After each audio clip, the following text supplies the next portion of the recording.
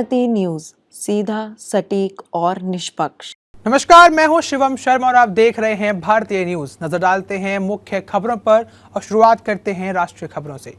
पहलगाम आतंकी हमले के बाद भारत सरकार ने पाकिस्तान के साथ सिंधु जल संधि को स्थगित करने का फैसला लिया था। गुरुवार देर रात भारत की तरफ से पाकिस्तान को चिट्ठी भेजकर इसकी आधिकारिक जानकारी दे दी गई थी। भारत में जल शक्ति मंत्री सचिव देवाश्री मुखर्जी ने पाकिस्तान जल संसाधन मंत्रालय के सचिव मुर्तजा को पत्र लिखा। इसमें कहा गया कि ये संधि अच्छे संदर्भ में की गई थी, लेकिन अच्छे रिश्तों के बिना इसे बनाए रखा जाना मुश्किल है। पहलगाम के नज़दीक बैसरन घाटी में 22 अप्रैल को आतंकियों ने 26 टूरिस्ट की हत्या कर दी थी। इनमें एक नेपाली नागरिक शामिल था। 10 से ज़्यादा लोग घायल हो गए थे, जिसके बाद भारत ने जल संधि स्थगित करने सहित 5 बड़े फैसले लिए थे। दक्षिण कश्मीर के त्राल में लश्कर आतंकी के घर में ब्लास्ट हो गया था। धमाके में घर पूरी तरह से तबाह हो गया था। सूत्रों ने बताया कि आतंकी आसिफ शेख का नाम पहलगाम हमले में सबसे आगे आया था।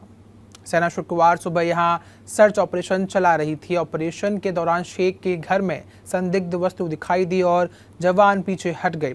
इसके थोड़े ही देर बाद एक बड़ा धमाका हो गया। सर्च टीम ने बताया कि घर के भीतर विस्फोटक रखे थे। कश्मीर के बांदीपोरा के कुलनागर इलाके में सुरक्षा बलों और आतंकियों के बीच एनकाउंटर चल रहा है। यहां आतंकियों के छिपे होने की सूचना है। पाकिस्तानी सेना ने भी शुक्रवार सुबह लाइन ऑफ कंट्रोल यानी कि LOC के कई इलाकों में फायरिंग की। भारतीय सेना ने तुरंत इसका जवाब दिया। सेना प्रमुख जनरल उपेंद्र द्विवेदी भी आज पहलगाम की बैसरन घाटी गए। उन्होंने यहां लोकल मिलिट्री फार्मर्स के टॉप कमांडर से बातचीत की। सदन में विपक्ष के नेता राहुल गांधी भी पहलगाम आतंकी हमले के घायलों से मिलने अनंतगांव के अस्पताल पहुंचे। राष्ट्रीय स्वयंसेवक संघ RSS प्रमुख मोहन भागवत ने गुरुवार को पहलगाम में हुई आतंकी हमले की निंदा की। उन्होंने कहा कि आतंकवादियों ने लोगों से उनका धर्म पूछने के बाद हत्या की। हिंदू कभी ऐसा नहीं करेगा। मोहन भागवत ने आगे कहा कि ये लड़ाई धर्म और अधर्म के बीच की है। हमारा देश कितना शक्तिशाली है दिखाने का समय आ गया है। भागवत ने ये बातें मुंबई में एक कार्यक्रम में कही। भागवत ने कहा, हमारे दिल में दर्द है, हम गुस्से में हैं, लेकिन बुराई को नष्ट करने के लिए हमारे पास ताकत है। हमें वो ताकत दिखानी होगी। भागवत ने उदाहरण के तौर पर अपने भाषण में बताया कि इस तरह से रावण भगवान शिव का भक्त था, लेकिन वे बुराइयों से दूर नहीं रह सकी। भगवान राम ने रावण को सुधरने का मौका भी दिया, लेकिन बाद में उनको सबक सिखाना ही पड़ा। अब नजर डालते हैं अंतर्राष्ट्रीय खबरों पर। पहलगाम हमले के बाद भारत के सिंधु जल समझौता स्थगित करने को पाकिस्तान ने सही कदम नहीं बताया है। पाकिस्तान के PM शहबाज शरीफ ने गुरुवार को कहा कि भारत ने युद्ध भड़काने वाले फैसले लिए हैं और पाकिस्तान के खिलाफ आक्रामक रुख अपनाया है। इस दौरान उनके साथ पाकिस्तान पीपुल्स पार्टी के नेता बिलावल भुट्टी भी मौजूद थे। पाकिस्तान पंजाब में सिंधु नदी पर नई नहरें बना रहा था, जिसे लेकर सिंध में प्रदर्शन किया जा रहा था। इस शहबाज शरीफ ने कहा कि नई नहरों का निर्माण कार्य रोक दिया गया है।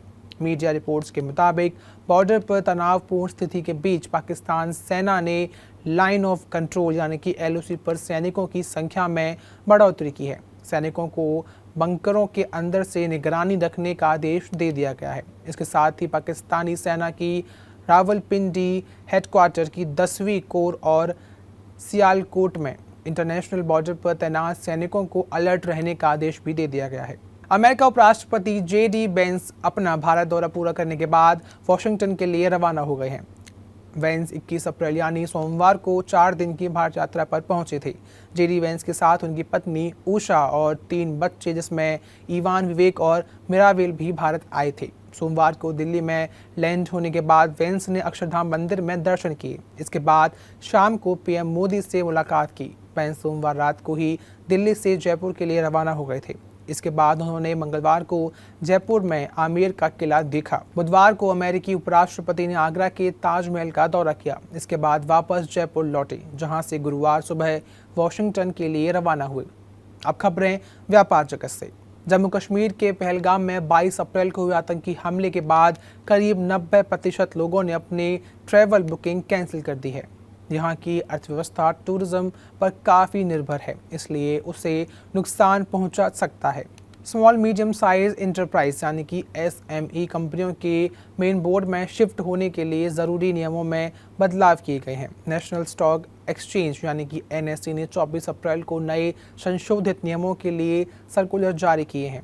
नए नियमों में SME कंपनियों को मेन बोर्ड में आने के लिए कड़े एलिजिबिलिटी क्राइटेरिया पूरे करने होंगे।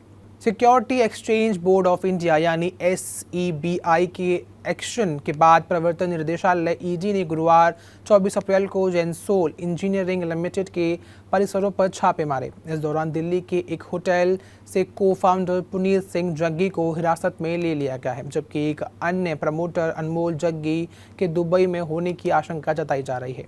PTI के रिपोर्ट के अनुसार विदेशी मुद्रा प्रबंधन अधिनियम FEMA के प्रावधानों के तहत इलेक्ट्रिक व्हीकल बनाने और लीज पर देने वाली कंपनी के दिल्ली, गुरुग्राम और अहमदाबाद स्थित परिसरों पर तलाशी ली गई। ED की कार्रवाई सेबी के आदेश पर बेस्ड है, जिसमें दावा किया गया था कि जग्गी ब्रदर्स ने इलेक्ट्रिक व्हीकल खरीदने के लिए लोन का गलत इस्तेमाल किया। जग्गी ब्रदर्स पर 272 करोड़ की हेराफेरी का आरोप है।